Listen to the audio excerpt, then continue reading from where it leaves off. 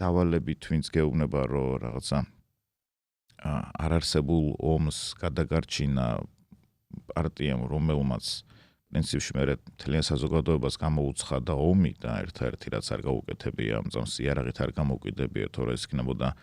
დარბევა, ცემა პოლიციის მხრიდან, ცემა ტიტუშკების მხრიდან, პრესი სასამართლოსგან თუ ასე შემდეგ ეს ყველაფერი გაგვატარეს და თუ არ ვართ ომში, არ ვართ სხვა ქვეყანასთან ომში, თორე ჩვენი ხელისუფლება ჩვენ წინააღმდეგ იბრძვის და ომობს. ერი ერთიანდება, როდესაც მტერი არის ძალიან ხილული და კარსარი მომდგარი და ქართულმა ოცნებამ რაც გააკეთა ამ დამოუკიდებლობის დაკარგვას რაღაც წვეთ გვარჩევს, ხო ეს იქნება უფრო მეტი